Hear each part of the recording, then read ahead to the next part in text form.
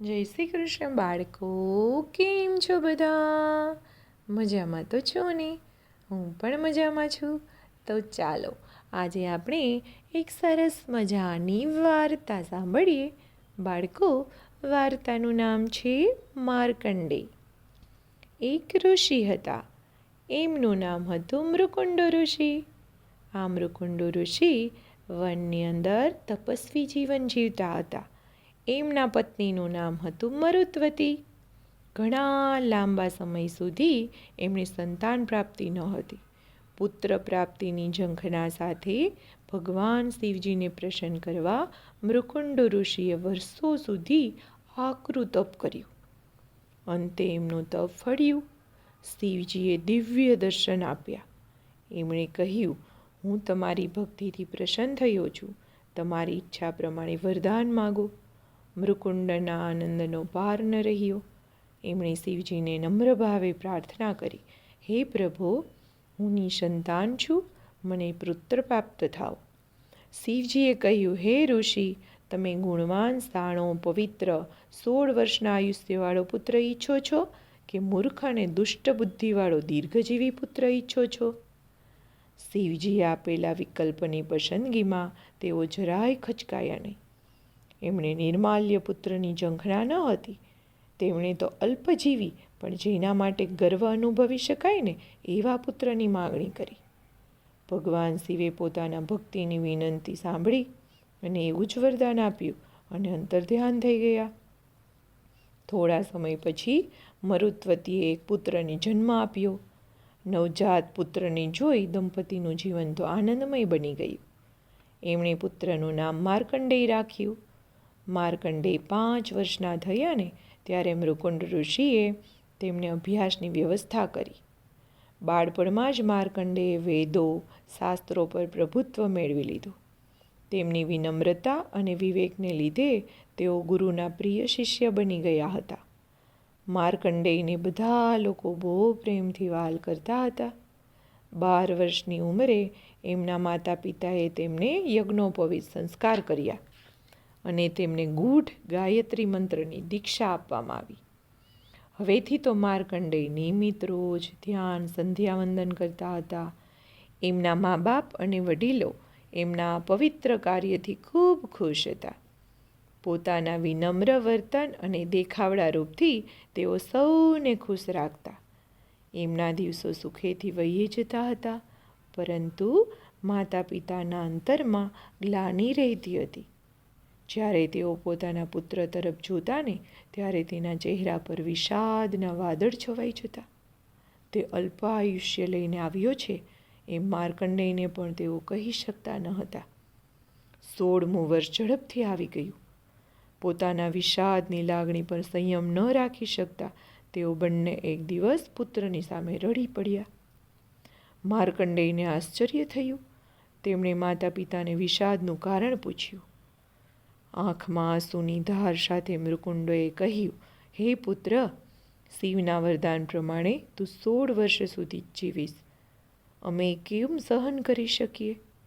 અસહાય એવા અમે શું કરવું એ જાણતા નથી. માર્કંડેયે માતા પિતાને આશ્વાસન આપતા કહ્યું, પ્રાજ્ઞ માનવ માટે મૃત્યુ એ કોઈ ભયકારી વસ્તુ નથી. જન્મની જેમ જ એ સ્વાભાવિક ક્રમ છે. બીજે દિવસે બાળક માર્કંડેય માતા પિતા પાસે આવ્યા અને કહ્યું, આપ બંને મારી ચિંતા કરતા નહીં. હું મૃત્યુંજય બનીશ એવી મને શ્રદ્ધા છે. તમે બંને મને એવા શુભાશીષ આપો અને મારા માટે પ્રાર્થના કરો કે હું મારા મહાત પાપ કર્યમાં સફળતા મેળવી શકું. ભગવાનને પ્રસન્ન કરવા માટે મને કઠિન તપશ્ચર્યા કરવા જવાની રજા આપો. માતા પિતાએ એમને હૃદયના આશીર્વાદ આપ્યા અને તપ માટે જવાની અનુજ્ઞા આપી. માર્કંડેય વનમાં ગયા. ત્યાં વલ્કલ ધારણ કરી આકરી તપશ્ચર્યા કરી. થોડા જ વખતમાં એમને ઊંડી ધ્યાન સમાધિ લાગી ગઈ. આમ દિવસો અને રાત્રિઓ વીતવા લાગ્યા. ચોક્કસ તિથિએ માર્કંડેયને 16 વર્ષ પૂરું થવાના હતા. યમદેવે જાણ્યું કે માર્કંડેયનું જીવન પૂરું થાય છે. યમદૂતો તેને લેવા આવી ગયા, પરંતુ માર્કંડેયના તપોપુંજના દિવ્ય તેજને ભેદી યમદૂતો તેની નજીક ન જઈ શક્યા. એમના કેળવાયેલા કાળા પાડા પર સવાર થઈ હવે યમદેવ પોતે માર્કંડેય પાસે આવ્યા. આ યુવાન માર્કંડેયના દેહમાંથી આત્માને ખેંચી લેવા માટે યમદેવ પાસે પાશ હતો. યમદેવે જોયું કે આ યુવાન ભક્ત ભગવાન શિવની પૂજામાં મગ્ન છે.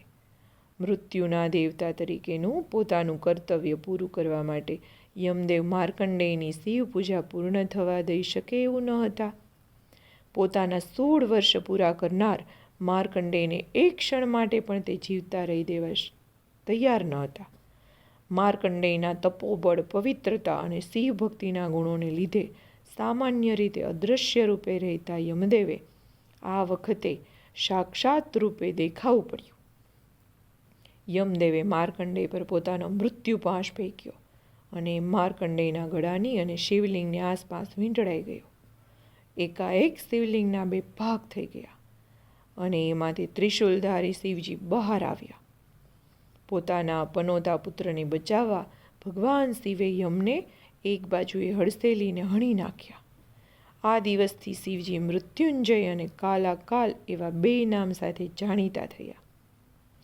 દેવોએ વિનંતી કરતા શિવજીએ યમને પુનર્જીવિત કર્યા. પછી પોતાના યુવાન ભક્ત માર્કંડેયના પવિત્ર તપોબળથી પ્રસન્ન થઈ શિવજીએ એને અમરત્વનું વરદાન આપ્યું. તેમણે માર્કંડેયને કહ્યું, તારી બધી ઈચ્છાઓ પરિપૂર્ણ થશે. જન્મ, જરા અને વ્યાધિ તને સ્પર્શી શકશે નહીં. આ દુનિયાના અંત સુધી તું ગુણવાન, સુખ્યાત બનીશ. સુરગ્નતા એ તારું જીવન બનશે. આ દિવસથી હિન્દુઓ માર્કંડેયને અમર આત્માઓમાંનો એક ગણે છે. માર્કંડેય એક એવા ચિરંજીવી મનાય છે કે જેઓ પોતાના યોગ બળને કારણે સદેહ અમર છે અને એમનો દેહ જન્મ, જરા, વ્યાધિ અને મૃત્યુથી પણ પર છે. ચિરંજીવીપણાનું બીજું નામ એટલે કે માર્કંડેય. આજે પણ વડીલો નાનેરાને આશીર્વાદ આપતા કહે છે, તમે માર્કંડેય જેવું અમર જીવન જીવો. લોકો માને છે આજે પણ તેઓ હિમાલયની પર્વતમાળામાં વિશ્વના કલ્યાણ માટે તપોમય જીવન જીવે છે. એ એટલે આપણા માર્કંડેય. અને માર્કંડેયને આજે બધા ઋષિ તરીકે પણ ઓળખે છે. માર્કંડેયે એક ઋષિ તરીકેનું પદ પ્રાપ્ત કર્યું છે. તો બાળકો આવજો.